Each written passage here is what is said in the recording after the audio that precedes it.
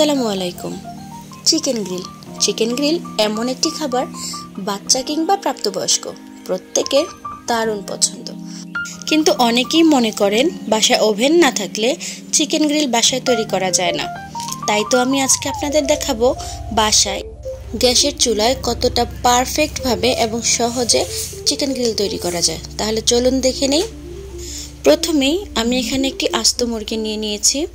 মুরগিটিকে আমি ভেতর থেকে কলিজা, হাড় যা থাকে সেগুলো পরিষ্কার করে নিয়ে ধুয়ে পানি ঝরিয়ে দিয়েছি।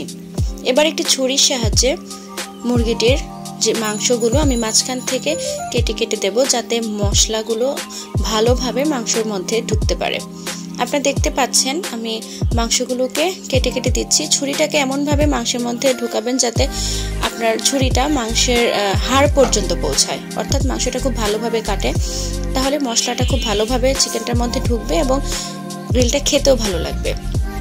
এবারে আমরা ম্যারিনেট করে নেব। ম্যারিনেট করার জন্য আমি এখানে একটা বলে 2 চামচ আদা বাটা নিয়ে নিয়েছি, তার সাথে নিচ্ছি 2 চামচ রসুন বাটা। এর মধ্যে আমি এখন দিয়ে দেব টমেটো সস। সসের পরিমাণটা আপনি একটু বুঝে দেবেন। এবারে দিচ্ছি চিলি সস, আর দিয়ে দিচ্ছি সামান্য সয়া সস। এবারে একটু মরিচ গুঁড়ো এবং কাবাব মশলার গুঁড়ো দিয়ে দিচ্ছি সামান্য গরম মশলার গুঁড়ো এবং পরিমাণ মতো লবণ। লবণের পরিমাণটা একটু বুঝে দিবেন, কারণ আমরা যে সসগুলো ব্যবহার করেছি সসগুলোতে লবণ রয়েছে। এবার আমি দিয়ে দিচ্ছি একটা পেঁয়াজকে বেরেস্তা করে রেখেছিলাম, সেই বেরেস্তাটা দিয়ে মিশিয়ে দিচ্ছি এবং দিয়ে দিচ্ছি 2 চামচ লেবুর রস। এবার এই সবগুলো উপকরণকে খুব ভালোভাবে মিশিয়ে নিলাম। এবারে আমি এই মশলাটাতে চিকেনটাকে মেখে নিব। এই কাজটা আপনাকে হাত দিয়েই করতে হবে। হাত দিয়ে পুরো চিকেনটাতে খুব ভালোভাবে মশলাটা মেখে দিতে হবে এবং হাত দিয়ে আপনি যে মাংসগুলোকে যে কেটে নিয়েছেন মাংসগুলোর ভেতরেও আপনাকে মশলাটাকে ঢুকিয়ে দিতে হবে। আপনারা নিশ্চয়ই দেখে বুঝতে পারছেন আমি প্রসেসিংটা কিভাবে করছি।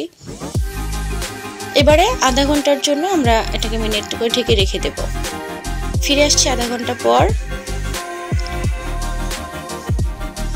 আমাদের মুরগিটা ম্যারিনেশন হয়ে গেছে। এবারে আমরা লাস্ট একটা উপকরণ অ্যাড করব।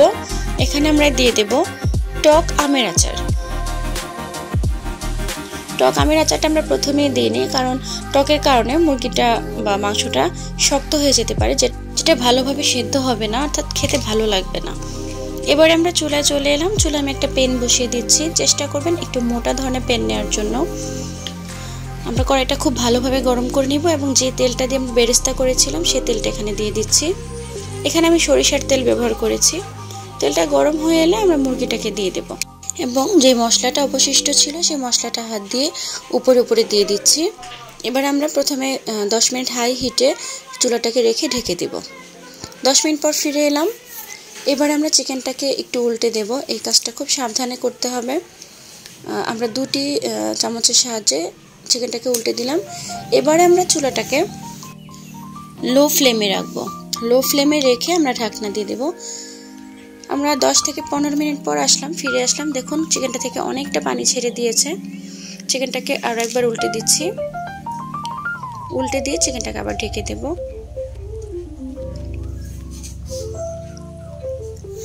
এবার আমরা চুলাটাকে মিডিয়ামে রেখে দেব।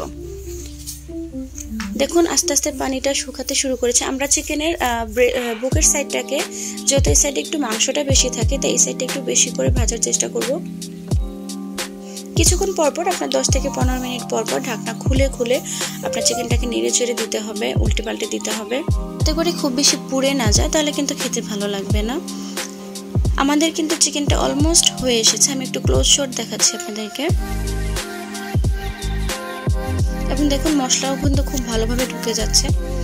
আমার এই পুরো প্রসেসিংটা করতে প্রায় 1 ঘন্টার কাছাকাছি সময় লেগেছে। দেখুন আমাদের চিকেনটা হয়ে গেছে। এবার লাস্ট মুহূর্তে একটু নেড়েচেড়ে উল্টে পাল্টে দিচ্ছি। এবার ডেকোরেশনের পালা। দেখুন তৈরি আমাদের চিকেন গ্রিল, চুলায় তৈরি চিকেন গ্রিল। দেখে কি মনে হচ্ছে? এটা কিন্তু সত্যি অসাধারণ খেতে। আপনি একবার বাসায় ট্রাই করে দেখুন, দ্বিতীয়বার আপনি ওভেনে কিংবা বাজার থেকে কেনা চিকেন গ্রিল খেতে যাবেন না। এটা খেতে যেমন জুসি তেমনই টেস্টি, আর তাছাড়া বাসায় তৈরি খাবার কতটা স্বাস্থ্যকর সেটা নিশ্চয়ই আর বলার অপেক্ষা রাখে না। আমার কথার উপর বিশ্বাস রেখে একবার বাসায় ট্রাই করবেন এবং কেমন লাগলো তা কমেন্টসে কিন্তু অবশ্যই জানাবেন। আজ তাহলে এই পর্যন্তই। আল্লাহ হাফেজ।